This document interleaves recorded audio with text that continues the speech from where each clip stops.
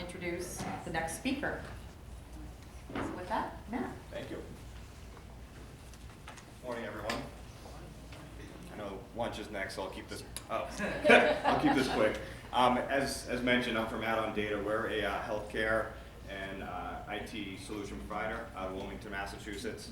I'm here with Charles Dowd from Himss. They're one of our premier partners, so they provide the hardware for all our installations, service.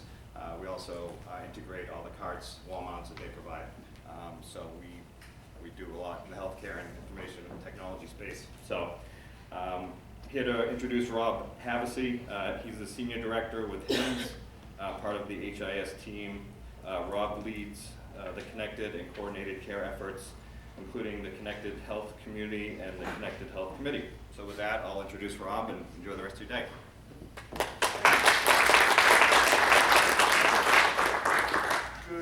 Good morning, everyone. I assume the lapel mic is working, so I'll move this one out of the way.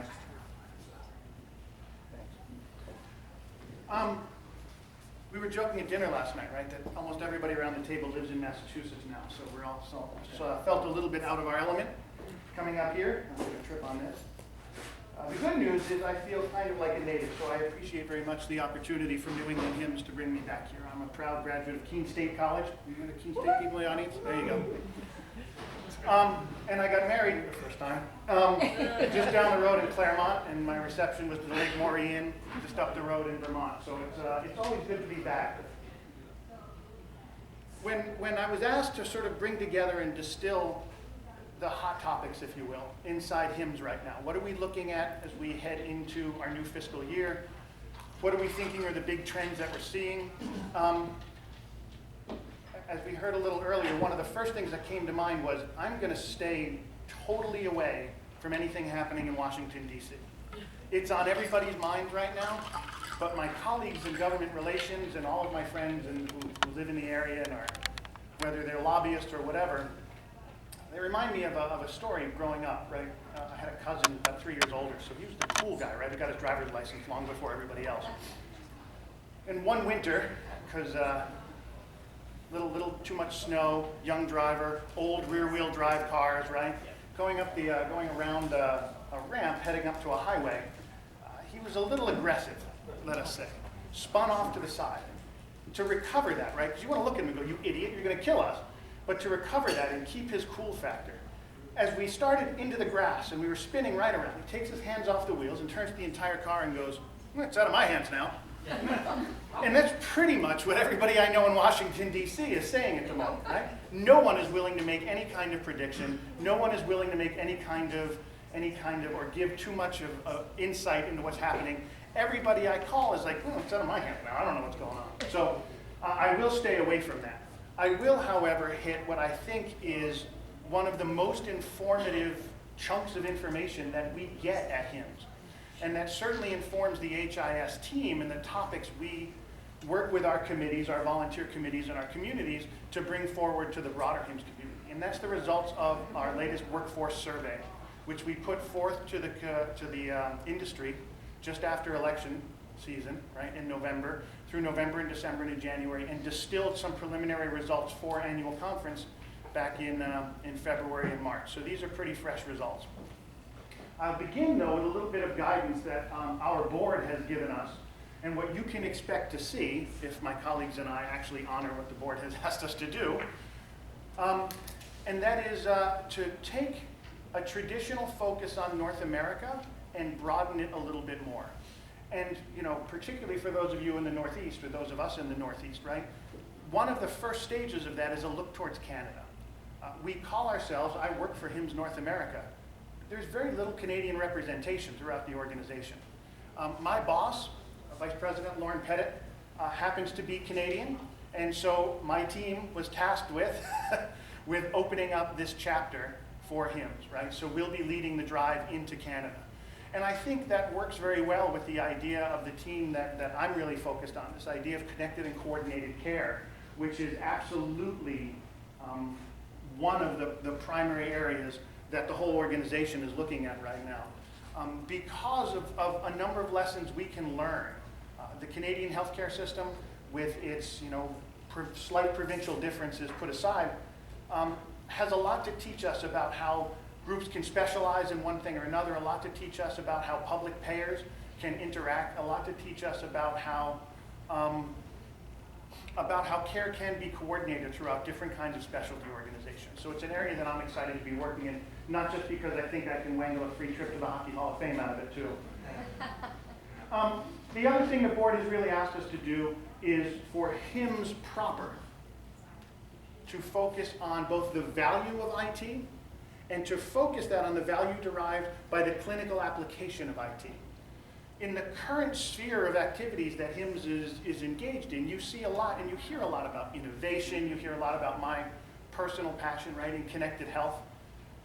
And what the board has said is, as Himss has grown, and as we have bolted on more and more pieces to the organization, the core mission of the main body of Himss should remain focused on that clinical application and driving value out of that clinical IT.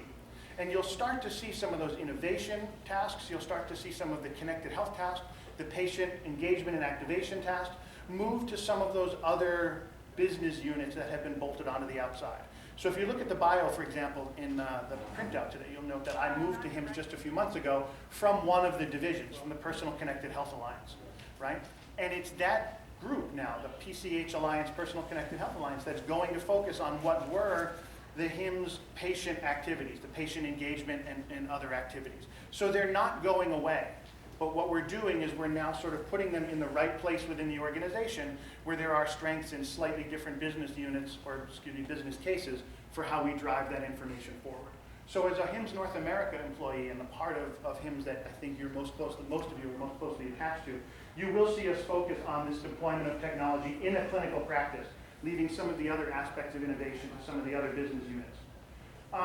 And to explore growth in the area of long-term post-acute care, and to make sure that we are properly representing those people who are working in behavioral health, which, whether it's driven by the opioid addiction crisis or all of the other things driving it right now, is on the minds of legislators and anyone in healthcare right now.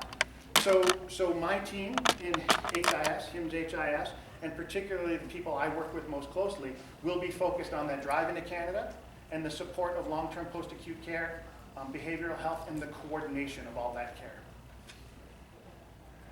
The board identified 5 other sort of growing trends. These are the things that they believe they hear in their own organizations and from their peers that are really on top of mind and driving the kinds of solutions and the kinds of answers that people want to see, right?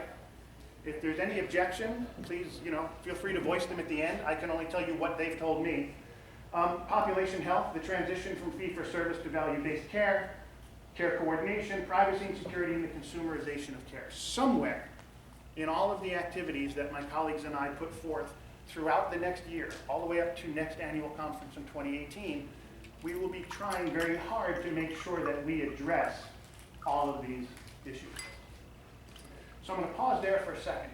Anything that's so outlandish that somebody's just jumping out of the chair to say, you guys are nuts, you missed something. All right.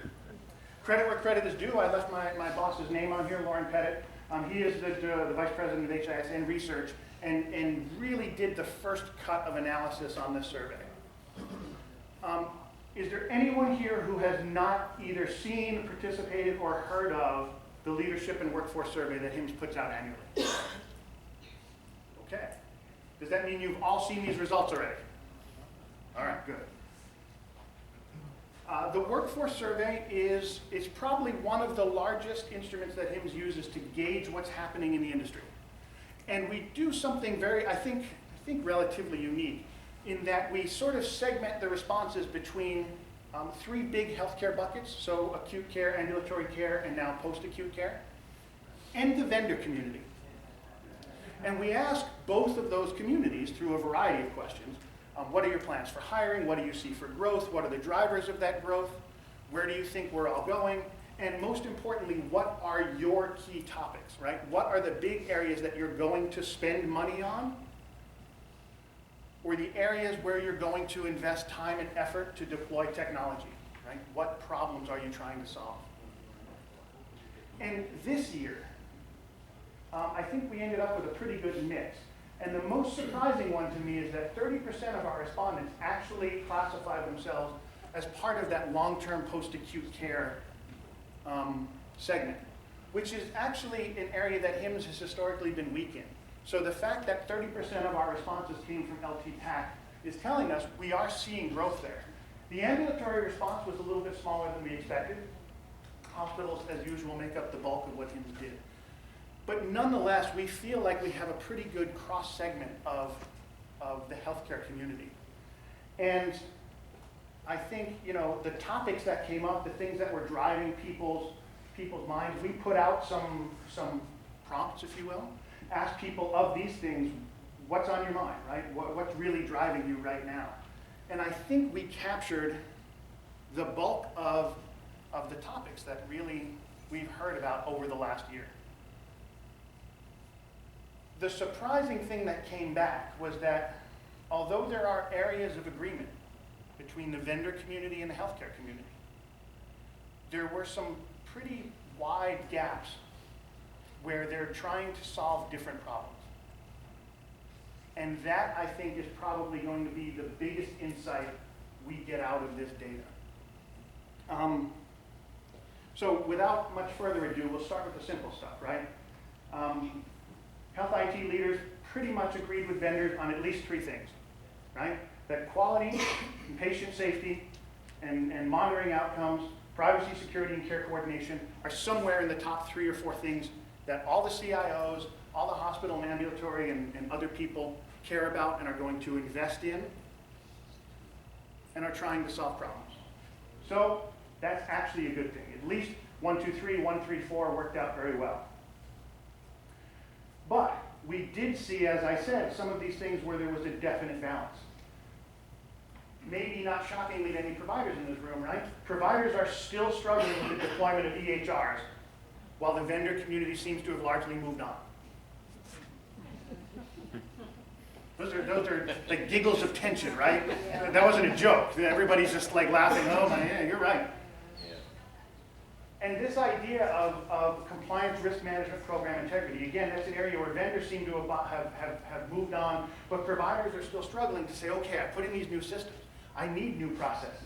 I need to understand how this is being worked. I need to understand what risks I've opened up. We just heard a lot about that here, whether it's new systems opening up to a ransomware attack, or in general, just more points, more connected technology, opening up organizations to more risk. Providers are still struggling to understand what they've done over the last few years deploying all of these new systems. Conversely, where we see some divergence where the vendor community is focusing their efforts right now is on the business models, really. Vendors are absolutely chomping at the bit, and I am too, actually, at the idea that we're moving from a fee-for-service to a value-based model. But providers in the day-to-day reality just aren't there yet. And sometimes those conversations are, when vendors bring them up, come with a, I know I got to worry about that at some point. But today, I have 3,000 emails of people complaining, why is this box here in my EHR?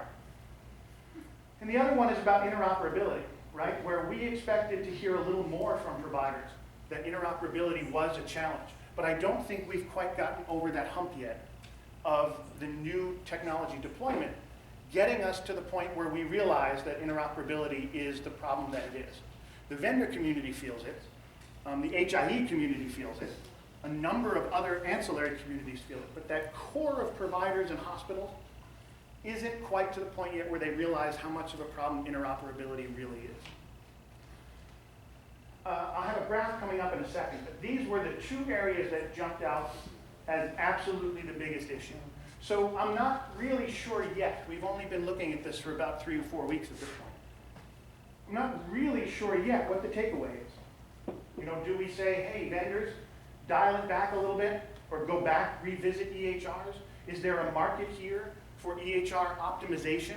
Is there still, a market to bring in the kind of consultants and the kind of people to revisit after some months or maybe a year after a big EHR deployment to assess whether Staff is really happy and is getting the benefit out of that deployment that everybody thought they should.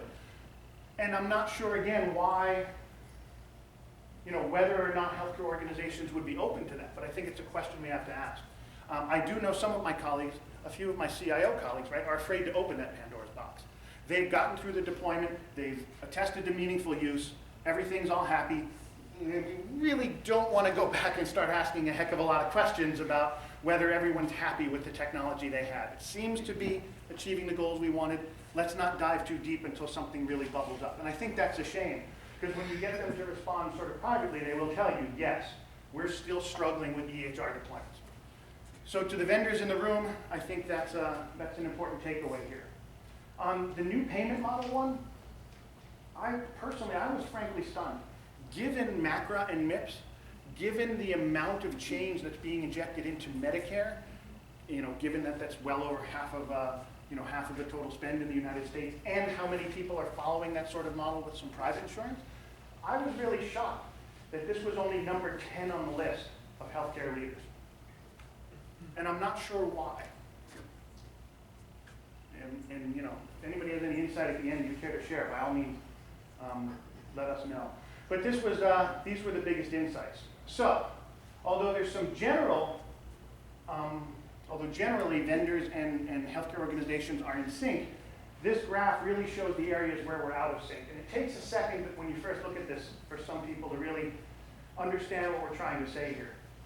Anything in blue means a provider rated this higher than the vendor community did. Anything in green means the vendors rated this higher as more of a priority than the provider community did. And the size of the bar tells you the gap. So there's good agreement on these areas of quality and patient safety, compliance, risk management, informatics and clinician engagement, care coordination, etc. Clinical and business intelligence is still the good ones. And then you see those gaps we talked about. Providers struggling with EHRs and vendors trying to talk about new changing payment models. I'll leave this one up for a bit because usually this generates some questions. And if you don't want to ask them now, feel free to bank them for the end. Is there anything? Can you tell us where the biggest gaps are for those who can't see this far? There's some reading glasses in my bag. Yeah, again, they really relate to this slide right here. The absolute biggest gap is the business of healthcare and payment models, where vendors think this is the priority for this year, and providers aren't even close. Yeah. And over here, where providers are saying, I'm struggling. My number 2 problem is EHRs, and vendors rank that number 8, not even almost falling out of their top 10. Is there a difference between clinicians and hospitals? Yeah. Yes. What's the difference? In their responses? Yeah, we aggregated these as, think of it as blue being healthcare, green being vendors, right? So rolled up in those healthcare numbers are everything from ambulatory practices with a few physicians to hospitals, hospital CIOs, and hospital IT staff, and that LT PAC community. So in general, I think clinicians would probably rate EHR usability and value as number 1 right now among their IT concerns, right? There are other concerns. Whereas hospitals only put that as number 2. So I think the big one is that clinicians remain, rightly so, worried about those things that affect their day-to-day existence. And there is still a substantial amount of dissatisfaction in the industry with the way that EHRs are performing. There were no gasps of shock when I said that. That's it. In fact, I'll relate another small story from dinner last night. I can't even remember exactly what the comment was, but it had to do with somebody who was finishing an EHR deployment, and they were supposed to go live, and they were about 6 months late, and not a single person at the table even blinked, as if that was shocking, right? So we're still struggling. I was just going to ask, the definition of the priorities, to what extent is this capital spending? Or is it because of things in green or like in the strategic, yeah, less capital intensive? Well, that's a good question. So These match, and I'll get to some of the slides in a second, these match with spending priorities. So these match to areas where people have said, this is enough of a problem for us, we're either going to buy something or hire someone or expand the team to address this. Whether it's mostly a combination of capital and operational spend, right? We're either gonna acquire staff or acquire a new thing to help solve this problem. Again, given the strength that we had from LT PAC, so if we take hospitals out of the mix and look at ambulatory and LT PAC, right, particularly the ambulatory vendors, right, again, this was a big one, and this was crushing to me, right? I'm the connected health guy, man. And our ambulatory practices are basically saying, nah, we're not there yet, right? That's a low priority for us compared to what the industry is saying and as far as solutions that are available.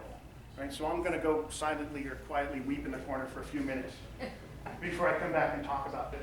The big ones and the big opportunities we see for vendors, again, are the same ones, right? Process improvement, workflow, workforce development, that's a big one. Ambulatory practices and LT PAC practices, or LT PAC organizations, are struggling with workforce right now. Absolutely struggling with training, with finding the right staff, with keeping skills up, assessing those skills, understanding who they're hiring, and performance management, those absolutely areas of growth. You know, precision medicine, information exchange, sadly for all the HIE people in the room, right? Just not up there on the ambulatory practices yet. Not saying it's not important, but the gap between how important they say it is and how important the vendor community is saying it is pretty big. Once again, if we look here for specifically for LT PAC as opposed to ambulatory, again, you would figure, right? Post-acute care, care coordination, the #1 problem, and that gap tells us none of the vendors are addressing it for them. Right? Business of healthcare payment models. For LT PAC, that's actually important. That's a big differentiator between where hospitals and even ambulatory practices are, whereas other people in the post-acute care space are saying, yeah, we're ready for changing payment models. We understand that we're getting paid differently now. We're having to work with ACOs. We're having to work with practices and other alternative payment models. We know MACRA and MIPS changes this equation. EHR is still a struggle. And then again down here, this genomics, innovation, right, just doesn't resonate. Doesn't resonate in this community at all. Comment, just, it's stunning that they can't connect care coordination, culture of care, and population health to health information exchange, interoperability, data access. It's just stunning to me. They are the same thing, nearly. You don't do that one without that one, you know? And so it points out, you know, kind of where we're missing the mark on education and the, you know, everyone in this room, this is where we're missing the mark in educating them that that's the driver that's going to make that work. I think it's a question. So the communities that we've convened are going to tackle this as one of the early problems in 2017. And I think you're right. I don't know that I understand it completely myself, but the benefit of this is we get to go back and find out who responded, right, down to the individual, and call them up and say, what do you mean?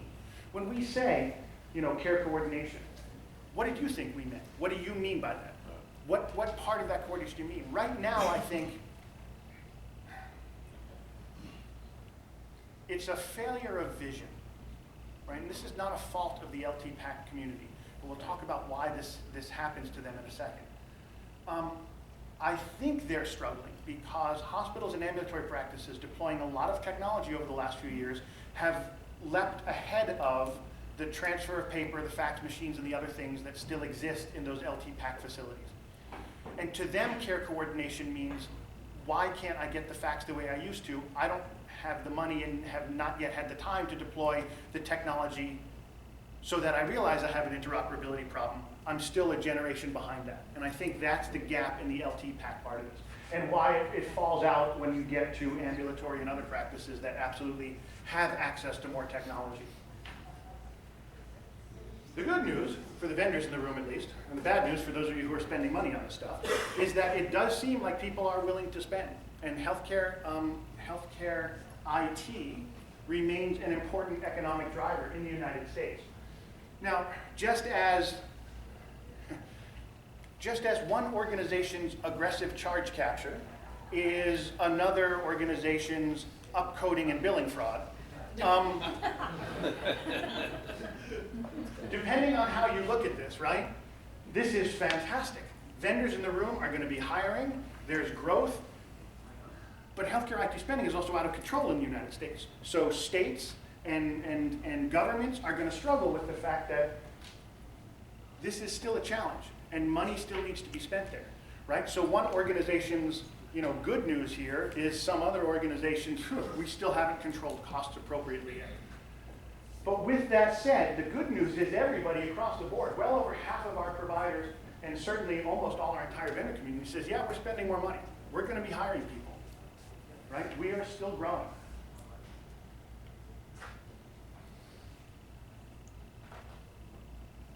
Is our Medicaid administrator gone? Oh, he knows. Yeah, I know. Majority of employers are adding people, right? We're adding staff across the spectrum. You'll see there's some contraction in pockets. That tends to be right now, from what we see, more locally, geographically driven rather than state or regionally driven, right? There's still growth areas in Florida as overall is growing by leaps and bounds, needing healthcare providers, but there are towns in Florida that have closed facilities and have contracted a bit. But for the most part, right, vendors and consultants are still hiring great guns, so are healthcare providers, driven mostly by hospital hiring right now. So over half the hospitals in the survey said they're going to be adding people. Or they had added people anyway over the last year. Right? We looked at that last year. So vacancies are still a problem. Right? Hospitals are still struggling to find people. We have open positions. This is not so much a problem for Himss New England, right? Given the Boston North metropolitan market, we seem to have a plethora of qualified IT and other professionals. But in other parts of the country, my colleagues who work and deal with or work closely with chapters around the country, this is a huge issue, especially in the Southwest right now and in parts of the Midwest. This is a crushing problem for a lot of hospitals. Even LT-PAC facilities, right? Only half, just under half of LT-PAC facilities said they're fully staffed. That was surprising to me.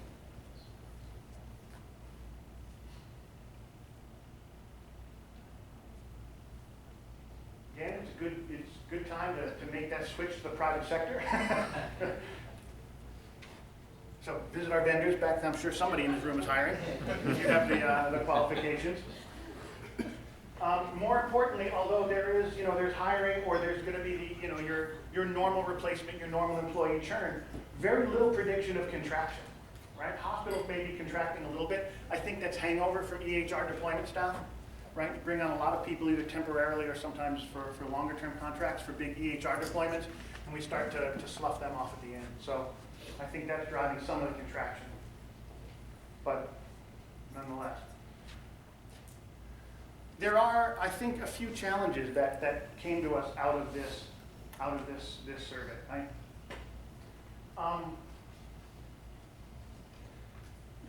Even as the Healthcare Information Management System Society, a lot of the people who are active in our organization and who responded to this survey in the ambulatory and the LT-PAC community said they have no oversight or influence, right? Almost a quarter and a third, said they have no oversight or influence over the IT decisions happening in the organization.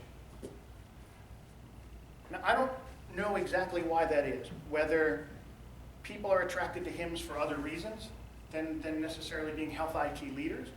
I think we're getting to the beginning of a point that's saying, well, it's not that the people we connected with are the wrong people.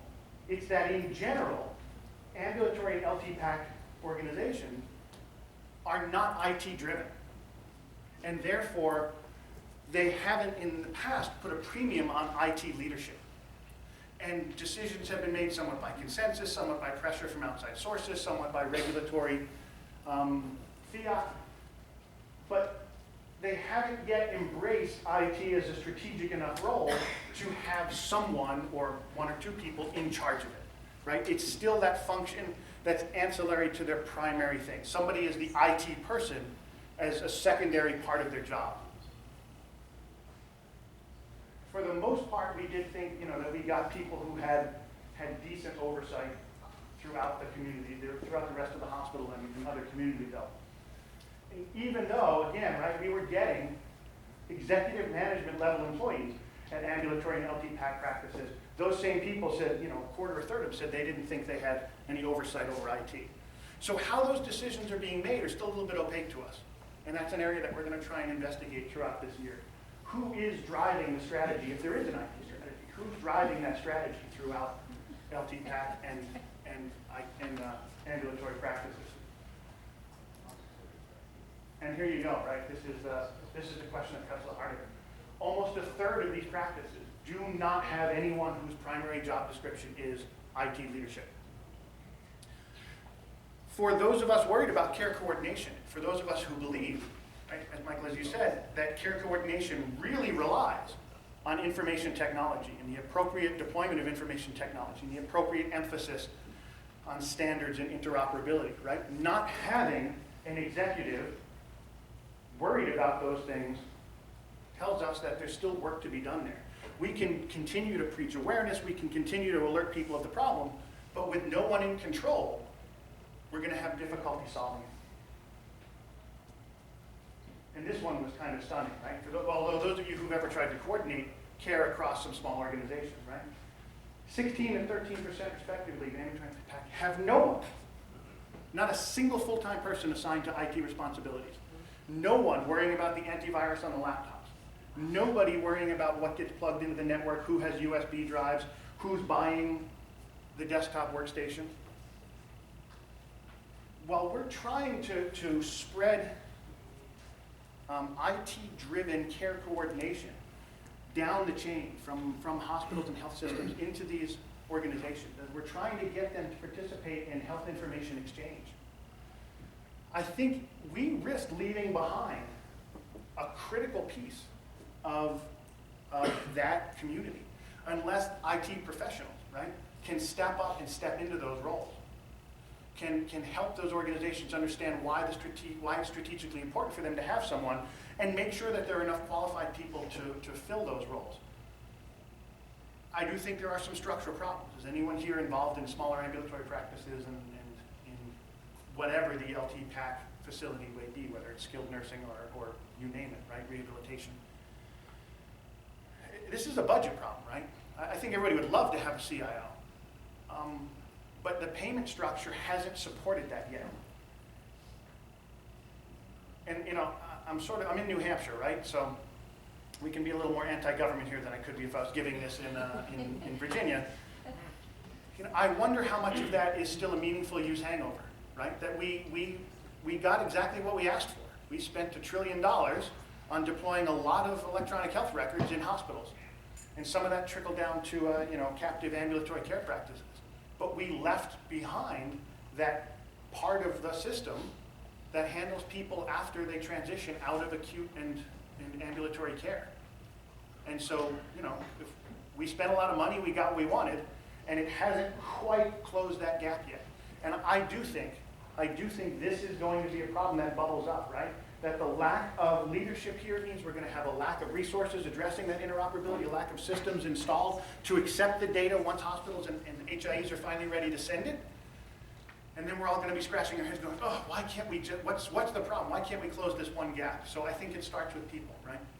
Did you compare this to the size of those organizations? Because there's something to be said for the fact that the whole quality reporting and EHR and all the back office things you need to run a tiny little practice doesn't support you having a tiny little practice anymore. You need to become a group of 12 or 10 or something bigger, you know. And is this just an evolution of the fact that those things at that size aren't going to exist in the future? They're going to have to group together to be something else. Yes, I think so.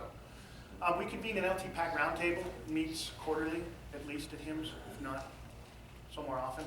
And that's one of the areas coming up. On the minds of the non-IT executives is consolidation and ongoing business model.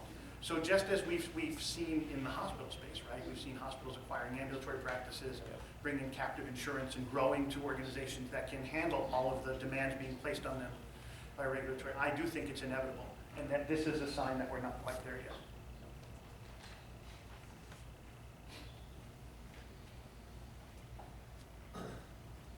One of the things we're we're going to be trying to do is get more LTPAC representation at annual conference. Right? We had a couple of very good sessions this year. And to your point, there are some sort of virtual organizations now coming forward saying, okay, if we can't, the majority of post-acute care facilities across the country are individual or small, very small regional, town-based, 2 or 3 little facilities here and there, kind of mom and pop shops. And getting people who've been invested in this community and who figured out a way to eke out a living when they are personally invested in running that company is very difficult. So one of the models that has emerged with some success in an area of Maryland just north of DC is a sort of virtual organization, right? To say, we are going to do a lot of the quality reporting and a lot of the quality monitoring. You just need to install this one thing, right? This one system that we'll help you with, and we'll have some IT experts to help you with. And this will enable you to accept these kinds of documents and data from the hospitals that participate in our network, and on and on and on. And then the only thing that the facilities have to uphold for their end of the bargain is to meet those quality metrics, right? You say, look, we're going to give you systems. You need to meet better than the 5-star quality metrics so that we can then go back to the participating hospitals in the area, Hopkins and whoever, and say, look, we're the best. Link to us. Send your patients here, and we're the best, and we can prove it. So I think that the first couple of those virtual organizations are starting to happen. The inevitable outcome of that will be eventually, as the mom and pop operators retire, who are they going to sell to? Somebody will consolidate those practices together underneath that umbrella of the network they already belong to. So the big one is, how do we do this without IT leaders, right? That's the question we were left with. For Himss, using technology as a lever, as an incursion strategy, to really tackle that care coordination, those interoperability problems, to tackle those other things, we tend to do that by finding the IT professionals and helping them build a business case for value around the tools needed to really do this. Lacking that in the current crop of ambulatory and long-term post-acute providers, how do we do that? That's the struggle. That's what we're going to be working on for the next year. Right? We think there are some lessons to be learned from Canada. We think there are some lessons to be learned from other countries as well. I have left a few more minutes for questions. I do want to make one more shameless plug for a local event. How many of you are familiar with the Partners Healthcare Connected Health Symposium that happened in Boston? All right. Near and dear to my heart as a former Center for Connected Health person. How many of you have ever gone down to Washington, D.C. to the Gaylord Resort to the used to be the mHealth Summit, now it's the Connected Health Conference? The good news is you can all just come to Boston next year because we announced back in October at the Partners Symposium that we've brought those together. Right? So Partners is now working under the Himss umbrella. Joe Kvedar is still involved, for those of you who know him. And we are putting on the combined Connected Health Conference this coming October in Boston. So the 26th and 27th of October down in Boston, you can get what used to be the mHealth Summit and the Partners Connected Health Symposium all in one place, all under the Himss umbrella. So for the first time in 7 or 8 years, I don't have to go spend a week and a half in DC. So yay, people are finally coming to me. That's the big one. So that's me. I thank you very much for your time. I'm happy to go back over any of this data. As I said, you can expect more insights from this data set to be coming out over the next few months. We really did only have about 3 to 4 weeks to sit down and draw the biggest conclusions from it. As we use it to target follow-on surveys, the big areas we're going to explore are exactly that. Right? In the absence of dedicated IT professionals outside of hospitals, who's doing that job and how do we help them? Right? How do we help augment their skills if they don't bring native IT skills to the job? Or how do we convince them that it's necessary to bring those IT skills? You'll see an emphasis, a re-emphasis on value and a discussion of value at all times. We were all caught in the wave of, we got to get EHRs implemented. And we all believe, right, there's a promised land somewhere out there that we'll get value from these systems when we get there. Well, we're standing there, right? As a CEO I used to work for, I used to tell the story, right? We're selling the vision. EHRs were the vision of California during the gold rush, man, right? But in order to get to California, no offense to anybody born there, right? You gotta spend some time in Kansas and Nebraska. right? And I don't know if you've ever been there, but it's not as exciting as California, right? There's not a lot of surf and big mountains and lakes and parks and skiing. It's corn and wheat. And we're still finding ourselves a little bit in Kansas and Nebraska at the moment, right? Our wagons are hitched, we're ready to go. We all believe we're gonna find gold when we get there. But we gotta do the hard work of making it through the plains and up and over the mountains before we get there. So you'll see a reemergence of what Himss calls the value suite. You will see some targeted opportunities around that value suite or targeted products around that value suite about deriving value from specific activities and specific technologies. Right? So I have a meeting coming up, in fact, this afternoon about how connected health, how patient engagement and other things can be brought into the value score that we provide. So that's the view from Chicago, even though I work out of my house in Boston. And where we as an organization, through all of the work that you do, through all of the work that all of our chapters and other volunteers do, this is where we're headed for the next year. So keep your ears out, and by all means, please participate. How many people here have submitted applications to be on a Himss committee? A committee? A Himss committee, or as part of one of the other sort of organized things that we have? Anybody have applications in there? Yesterday was the last. I drove up here early yesterday, and from my little room in the corner of here was the last day where internally we went through and made sure we had the appropriate balance. So those of you who have committee applications in should be hearing within the next week or two about who was accepted and who was posted where. It was a very good crop this year, so thank you all. As is a blessing and a curse, we had far more people apply for open committee positions than we had open committee positions. It's a little bit like a fantasy football draft behind the scenes. So some of you, I may have traded away some of your rights to another committee if Connected Health was your first choice, but I think ultimately you'll end up in a good place. So thank you all for that. Thank you for the work. Thank you everyone for coming here and supporting our chapters. We really appreciate it. This is how we learn and how I, get some ground truthing of what we think we found out. So thank you.